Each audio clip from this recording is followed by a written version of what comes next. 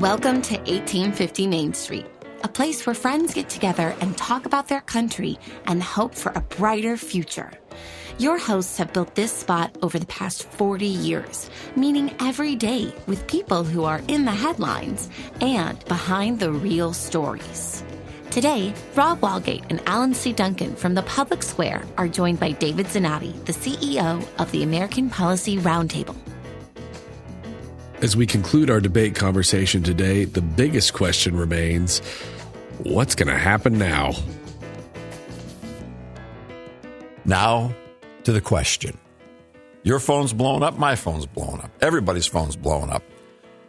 To my surprise, by the time the camera lights go out and the microphones go silent, the people on CNN are talking about their phones blowing up, saying Biden's finished. The debate's over, and evidently the Democrat leadership, whoever it is that talks to all those people on CNN who talk to everybody else, had come to the conclusion. And now the mountain is just, the wave is just, this is it. Biden's got to go. There can't be another debate. He can't continue. How did the end of the world dawn on them last night? Two things that stood out to me is on that. One is, it couldn't have come as a surprise to them last night, right? Like, they've had to see this. I'm sorry. That's a big question. They've had to see this developing. But I think the answer to that question may be they know the reason they've tried to hang on is the fact that the only other Democrat who has lower favorability ratings than Joe Biden is the name that's second on the presidential ticket. So that's their issue.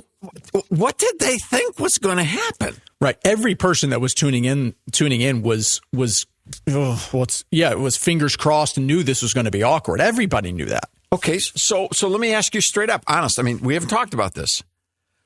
We're watching this in the first 90 seconds, 2 minutes.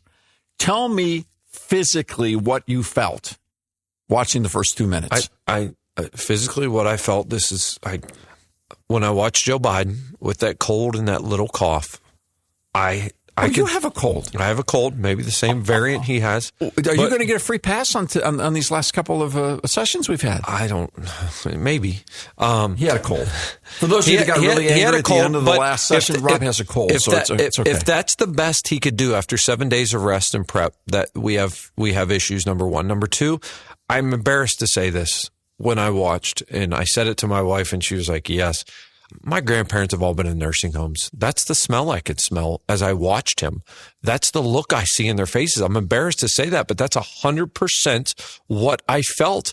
I felt like it was elder abuse. I'm like, get this man off the stage. How do you allow him to do this? And I think that's why you saw Van Jones break down a little bit afterwards, and so many people, their heart was breaking for the man because they realized they've taken this too far. It's gone on long enough. Alan, what was your physical response?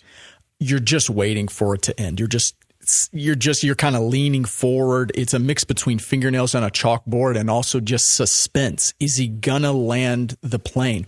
And that's what I was saying before. You look, Trump himself kept looking over at him like, is he gonna be able to finish the sentence?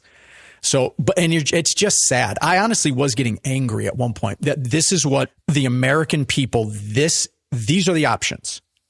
And I don't hate either one of the guys, but you couldn't let RFK Jr. on the stage at all. There's no options for the American people. That's it. I was getting physically angry. It's a joke. It's an SNL sketch that's in real time. And it makes me mad as an American citizen that my fellow citizens don't have other options. All I could say, I watched, I looked away and I said, oh, no.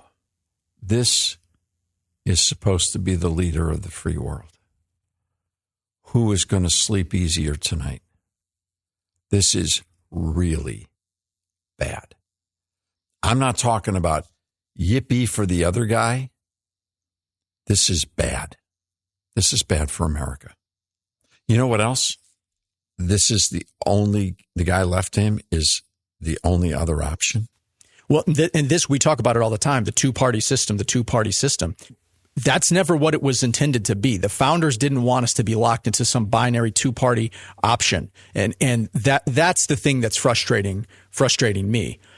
That's where we are. Sure. We've done this to ourselves. RFK had an event last night. Did you see that? I think he did an event with Stossel. I think. That's who really? it was with. Yeah. He did it online. He did an event with Stossel, and we're talking about Stossel from the Wall Street Journal. John Stossel. Oh, John Stossel, not Henry Stossel. Yeah. Okay. And I believe, I talked briefly, text exchange with someone that watched it, and he said it was educational. Like he learned some stuff, which we were texting on thread. That's what I thought is the biggest winner last night was RFK. Yeah. Well, I'll have to go check that out now. Yeah. Now, I know that there are a lot of contributing factors, and we're not new to this game. We've been talking about life in the American system of governance for 44 years. So we're not new to this. And we've been participating in this process as a public policy organization for a long, long time. This is what we do, media and public policy. Doesn't make us better than anybody else. Doesn't mean we're smarter than anybody else. And we're certainly not trying to talk down to anybody. And if we sound that way, I do apologize. What I'm saying was there was just great discomfort all around. This is an oh no moment. Now, I also have to say that there are people who have said that this was going to happen and that the reason this extremely unconventional behavior of having a debate with two candidates who are not yet nominated was for exactly this to happen, so that the Democrat Party that couldn't get the deals they've made in the past undone, and they couldn't get Joe Biden to step away, they set him up for this so that he would have a total failure, so that the majority opinion of all the Democrats in the most important positions would be, he's got to go, we'll make him step down, or we will remove him at the convention. But this is now a whole new game, and there are people who are absolutely convinced this was a conspiracy from the start, a setup from the start, and the truth of the matter is, I don't have any evidence now to counter them. It would not surprise me in the least. I watched Josh Shapiro, governor of Pennsylvania, following the debate, and he was talking about he was there for Team Biden and the campaign and supporting him, and he had a bad first debate. And I'm just sitting there thinking, this isn't like saying someone has a broken arm and that's going to get better. And that's the unfortunate part is it's the mind, it's the comprehension, it's so many things that aren't going to get better. So you're not going to find the cold medicine on the shelf that makes this go away. Well, I think the other thing that was strange about this debate was that both these men have been president. One currently is, one just was. And so a lot of the just lobbing insults back and forth didn't make sense. You can look at the records. The American citizens can look and see whose policies they liked more. Yeah, most of us have been alive through both these administrations. So did you like the taxes under this guy or this guy? Did you like the economy under this guy or this guy? You can just look at them. Did you like the wars in the international scene under one guy versus the other guy? I thought that was one of Trump's better moments of the debate, was pointing out, hey, we didn't have any major global conflicts under my watch. I thought that was one of his better moments. But you know what another, though, we talked earlier, go back to our last conversation about the big conversation that never happened about the fact neither of these people understand the abortion issue very well, which is terrifying, since they're the ones that are going to nominate the Supreme Court justices. But I'll tell you another one that never got discussed, and I haven't yet found any reviews. Now, I'm sure somebody will get to it and it'll come out. Listening to President Biden discuss his economic plan, which is to simply raise the rate of taxation upon wealthy people, I challenge anyone to show me a grid where A, that has ever succeeded in American history, and B, it could even remotely possible succeed to the level of the debt and deficit that has been created by both these prior administrations, as if that went unchallenged by the moderators, unchallenged by President Trump, and largely unchallenged across the media. Didn't he say the wealthy pay 1% in taxes? And to the response should have been, well, Mr. President, who was Mr. Senator, didn't you help write all those tax codes? When is he going to take responsibility for being there 50 years? That's a great one. But let me just add one more to the formula. Excuse me, Mr. President. They pay 1% of their ticket, what percent do 1% pay of the total amount of taxes in the country that are accumulated all together? Let's work the math on both sides of the equation, because this is an equation. And what you discover is that the top 20% of earners in America pay more than 50% by far of all taxation, and the wealthy kick in that reality far more than their share. But wait, there's one more question, Mr. President. What percentage of American households pay nothing to the federal government in income tax? Now you're bringing up Mitt Romney. That would be about 50% of all American households. So, sir, is it fair to simply put 100% of the burden on one class of the people, or 1% of the people? What are we talking about? And he draws here? a line at wealthy, right? He has a line. 400,000. That is wealthy, which is. That's a lot of money, but that's a lot of money. But you go to California, New York, Illinois. You have two working incomes in New York. You better be making 400,000. Yeah, that doesn't get you what it used to, especially with the housing market the way it is. Housing and groceries, my goodness. Yeah, and so this is the second piece. And this isn't Republican or Democrat. This is just math. This is mathematics and tax policy on hard, incontrovertible numbers. Thanks for stopping by at 1850 Main Street. We're glad you're here. Do you want to learn more about what's really going on behind the scenes in public policy? Tune in to the Public Square on over 200 radio stations coast to coast. Or download the free Public Square mobile app from your app store. Just look for The Lamppost. Find out what America's talking about at thepublicsquare.com.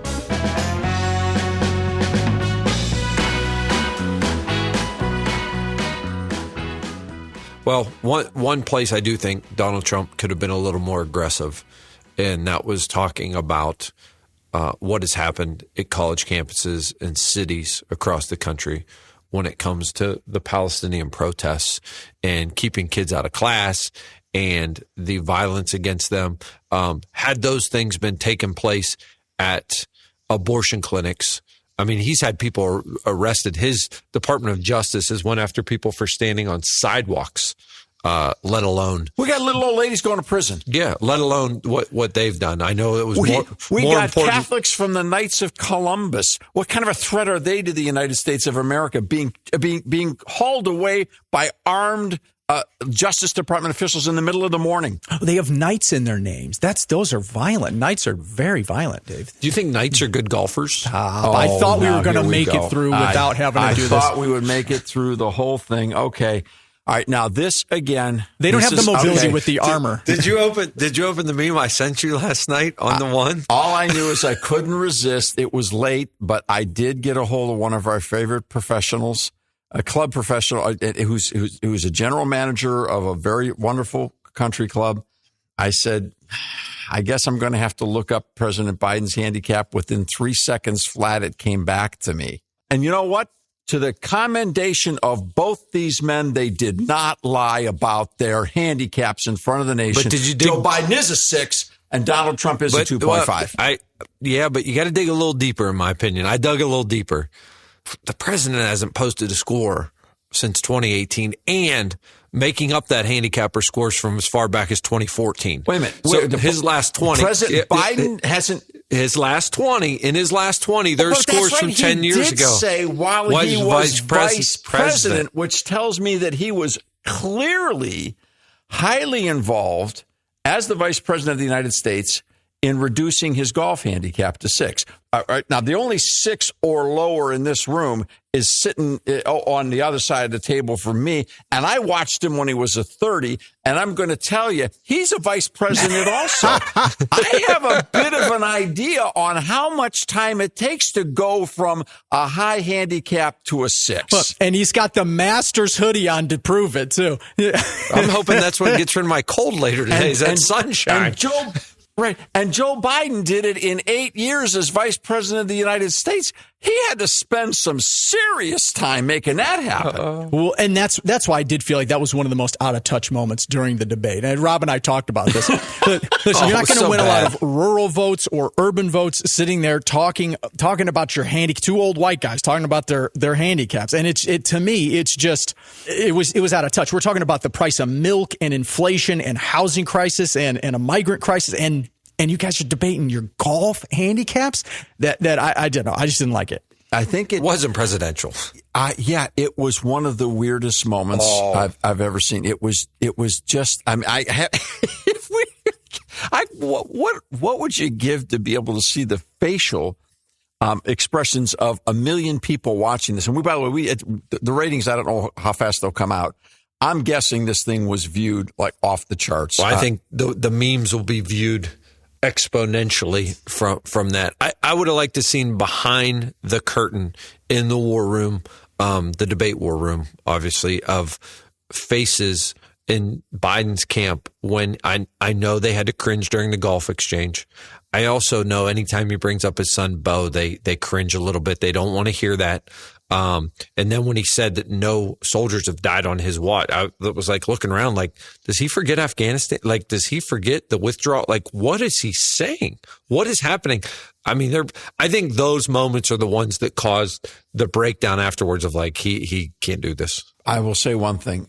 Donald Trump's ability to inflate the English language are not diminished. His discipline is increased. His ability to continue to rhetorically insult the sensibilities of any honest thinking person are still there.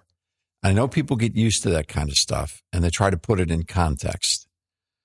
I think that when people in media overlook those things, that they're acting as enablers. And I don't want to ever be an enabler in anything that I do. I know that you can't confront. We don't know this man. We don't have the platform to confront him. And I'm not making these comments hoping that someone will get him to him and that he'll be confronted. I don't have the context of relationship to talk with him about this. I'm not invited in. But I do know that it's a pile of, you know what, when he gets on that rhetorical stepladder. Well, to me, that's what's made him the figure that he is in many ways. You know, think about his character. He's almost, to me, he looks like he's playing a character.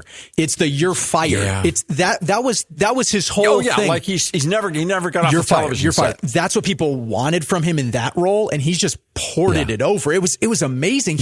He even said to Joe Biden last night, or President Biden last night, "You've never fired anybody." So he's using. He's like, "You never fired anybody. I fired lots of people." Yeah. He's using that. That's a badge of honor for him. Is if they're not good, I get them out of here. It's the character. I don't know. It's very interesting. Well, and that's what I'm trying to figure out. The billionaire CEO character. I'm trying to figure out physically too as well. You know, I thought Donald Trump looked energized and okay last night, but I'm wondering, am I comparing him to the guy he was standing next to, or you know what I mean? That you know, there's nights like this sporting, it'd be like, oh, our team looked good this week. Well, you played a bunch of bums. You should look That's good. why it would have been nice to have RFK Jr. up there just as another option. I'm not saying, you know, you have to vote for the guy or that he can win, but it would have been a nice, at least foil to have another person to compare it to. Here's my question. This is so not fair. I can't believe I'm even going to say this, though. How many people outside of the political realm know, I'm going to say the unspoken on air, what RFK's voice sounds like? And would that be such a shock to them in the debate format that they wouldn't be able to get past it from the beginning? I think that's going to be an interesting thing to watch. Mm-hmm. And to continue to discuss. Let me come back though to the question. We're not ducking the question. Is Biden going to be around? That question may be solved in a week. It may be solved in a month. It may be solved at the convention, and it may disappear. I don't know any of that. None of us can control. Was it a conspiracy? Could have been. Will he survive the conspiracy? I don't know. Is it a coup inside the party? Could be.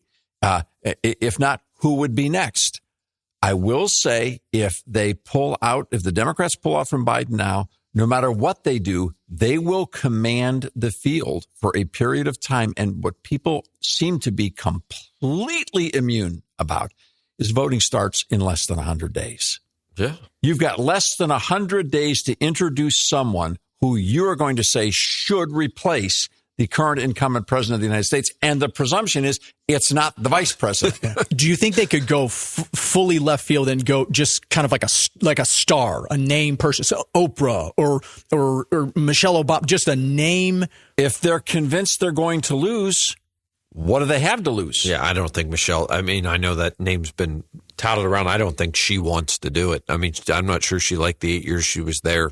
Like, Tom Hanks. Listen, from a political perspective. Now you're angling for Cleveland folk. In an internet era, yeah, I don't know, do Riders in the Sky get to play at the inauguration? I don't know. Let me think about that a second. Okay. But in the environment that we're in right now, after what we saw happen from America going from zero to insane in 100 days, anything could happen. So we've got to be aware of the dynamics. And so who knows what could happen? But I will say one thing. For the sake of the republic, for the sake of our liberty, as voters, we better wake up and pay really close attention to the congressional races right now. Because we're stuck with these two parties. They're stuck on themselves. They are in it for themselves and for their power base. And we better be darn certain we know who's about to get those levers and what they intend to do with them for the next 2 years. Now, remember, when you go for Congress, you're talking about the House, and that's only 2 years. You got to figure out over the next 2 years, who do you want pushing most all the buttons? When it comes to the Senate, same sit. Now, that's a longer frame.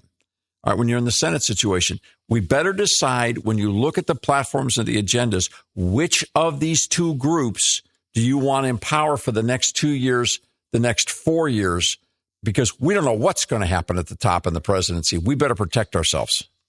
All right, now, one of the ways that we're going to be working to help people do that is with iVoters. We do not tell you who to vote for, but we will tell you that how the system works. We're allowed to do that. We're allowed to release, but we will, even if we were allowed, we wouldn't tell you who to vote for. When I say allowed, there are ethics rules. There is an ethic that goes above a rule. And our belief is that you shouldn't tell people who to vote for, just give them the facts. So regardless of what the IRS says, regardless of what state ethics laws or Federal Election Commission laws say, look, we're not going to break any laws. But the fact is, we don't even think about that because we're not even going to come within 100 miles of that because we don't believe it's personally ethical to waste people's time by telling them who to vote for. But we will tell you how the system works. And heaven knows it's going to be a lot more important who runs Congress than who runs the White House right now. And that might be the story that nobody's talking about. Maybe the Democrats have already decided that's where they're going to put all their emphasis anyways. So what happened in the great debate doesn't really make much difference to them because they've got all of their eggs in one basket, and it's not at the White House. It's down the road on Capitol Hill.